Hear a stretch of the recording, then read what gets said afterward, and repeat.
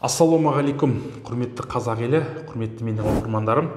Бүгін қозғалатын тақырып көп жігіттердің шағымдары деп айтсақ болады. Көп жігіттердің арасын кесетін жағдайдың бірі осы бүгінгі патология, бұл орхоэпидемит. Жалпы орхоэпидемит дегеніміз қандай ауру? Бүгін осы туралы толық ақпарат беретін боламын. Олай болса біздің каналға тіркелуді ұмытпаңыз достар. Міндетті түрде сондай қарап шығамыз. Орхоэпидемит бұл дегеніміз грек тіліне аударғанда орхо дегеніміз жұмыртқа, яғни эпидемит дегеніміз еннің қосалқысы. Яғни осы ен мен қосалқысының қабынуын орхоэпидемит ауруын деп айтылады. Ал енді достар, орхоэпидемит ауруы неге байланысты болуы мүмкін? Кейбір жігіттер шағымданады. Менің енім сісіп кетті, болмаса қызарып кетті, ауырды, енінің қасында бір шишка тұрған сияқты, бір төмпешік сияқты бірдеңе бар. Айта салып жіберші, осы не болады, неден болуы мүмкін деген сияқты көп сұрақтар келіп түседі. Осы сұрақтардың шешім ретінде бүгін осы видеоны түсірем деп шештім. Олай болса, бұл негізгі орхоэпидемит ауруының негізгі патологиясы бірінші. Бұл болуы мүмкін инфекциядан, бактериядан, вирустан, яғни ол жыныс жолына түсу арқылы бұл осы шәует жолдары арқылы барып еннің қосалқысы мен өзінің жұмыртқаны қабындыруы мүмкін. Екінші жағдай бұл вирустарға байланысты. Өйткені вирус дейтініміз, яғни біздің жалпы грипптің ауыр түрлерімен ауырған жігіттерде мысалы, болмаса жаңағы бір басқа да жыныстық инфекцияларға, гонорея дейді, жаңағы хламидия аурулары, трихомонез ауруларының кесірі осы еннің қосалқысымен еннің қабынуына алып келеді.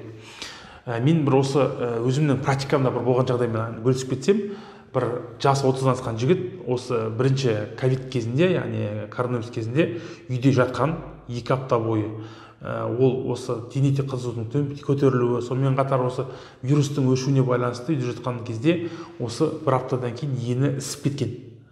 Яғни бұл жерде ковидтің асқынуы осы еннің ісігіне алып келіп тұр, вирустың әсерінен. Бұл енді аса қатты көңіл бөлмеген, ені іси берген, ауырған, бірақ ол ковидті бірінші емдеген. Содан кейін апта өткеннен кейін 1 аптадан асқынып бұл жігіт бізге қабылдауға келеді. Тексеру барысында бұл жігіттің ені, яғни консервативті емге көнбейді, тек операция жасау арқылы қалпына келтіруге болады. Тексеру барысынан кейін бұл жігітті біздің әріптестерімізге жібердік, яғни операция жасауға жібердік. Әріптестеріміз бұл жігітті ауруханаға жатқызды, жедел түрде операция жасады. Еннің жаңағы ішін ашу арқылы скрывать дейді ғой, сол қуысты ашып, сол жердегі іріңдеген участоктарды, іріңдеген жерлерді алып, тазалап, қайта қалпына келтіру операциясын жасады. Яғни бұл операциядан кейін бұл бала жақсарды, үйінен шықты, келді, одан кейін бұл бізге тағы қайта қабылдауға 3 айдан кейін келеді. Келгеннен кейін бұл енді қарап отырсақ, орган сперманың сатылатын орны болғандықтан бұл әрине бұл баланы сперма анализіне жібердік. Спермограмм анализін тапсырады, қорытындысын алып келген кезде әрине қиын жағдай көрсетті. Ол жерде сперманың сапасы мүлде болған жоқ. Қарап отырсақ достар, орхоэпидемит ауруының асқынуы еркектік бедеулікке алып барады дегеніміздің дәлелі болып отыр. Өйткені сперма сапасы мүлде түсіп кеткен, жергілікті температураның болуына байланысты, инфекцияның асқынуына байланысты іріңнің пайда болуы бұл сол жергілікті жердің ұрықтың өндіру сапасын түсіріп жіберген. Әрине бұл балаға ем тағайындалды, кейін бұл баланың тағдырын уайымдадық. Әрине бұл бірақ бала біздің қабылдауға одан кейін келмеді. Мүмкін жақсы болып кеткен шығар, мүмкін кел деп әрине біз жібереміз.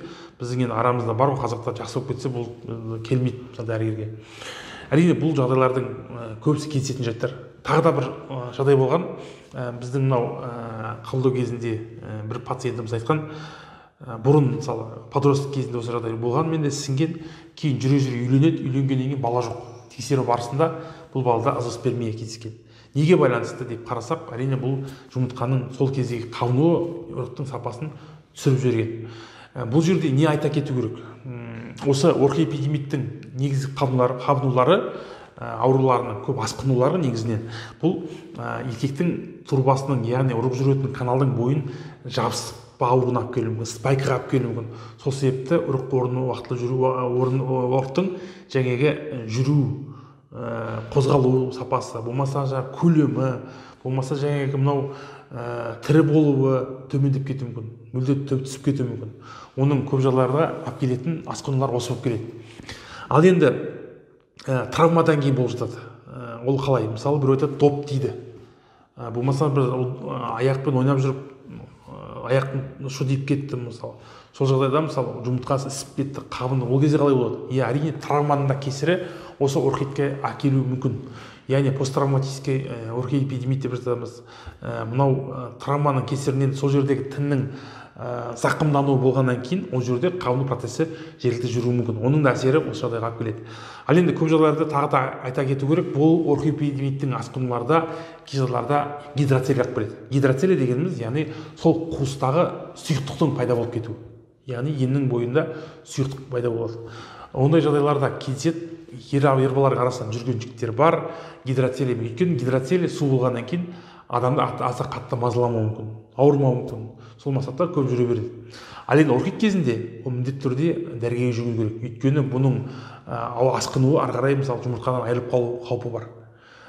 Сол мақсатта ракқа айналып кету қаупі бар. Өйткені сол жерде уақытында жылдам шешім қабылдамаса, ол ертеңгі күні баланың енінен айырылып қалу қаупі бар. Ал енді бұны болдырмаш не істеу керек? Әрине біз мынау инфекциялық аурулардан сақтануымыз керек. Өйткені инфекциялық аурулардың, жыныстық жолмен берілетін аурулардың көбі осы жағдайларға алып барады. Екінші, еннің бойында мысалы травмадан сақтану керек. Өйткені мысалы травма болатын болса, ол кезде ауру сезім осындай жағдайға алып келуі мүмкін. Ал енді достар, мынау орхидоэпидемит дегеніміз жалпы айтқан кезде осы түсінікті деп ойлаймын сіздерге. Әрине бала көтере алмай жүрген кісілердің арасында бір себебі осы болуы мүмкін. Соған байланысты бүгінгі видеом сіздерге ұнаған болса, міндетті түрде астына лайк басыңыздар достар. Өз пікірлеріңізді аямаңыздар. Біздің урологияның дамуына бәріміз бірге атсалысайық. Сіздердің қалдырған пікірлеріңізден келесі жолы қандай тақырыпты қозғасақ болады, сол мақсатта жұмыс жасайтын боламыз. Аман, сау болыңыздар, ауырмайық, ауырмайтын жол іздейік.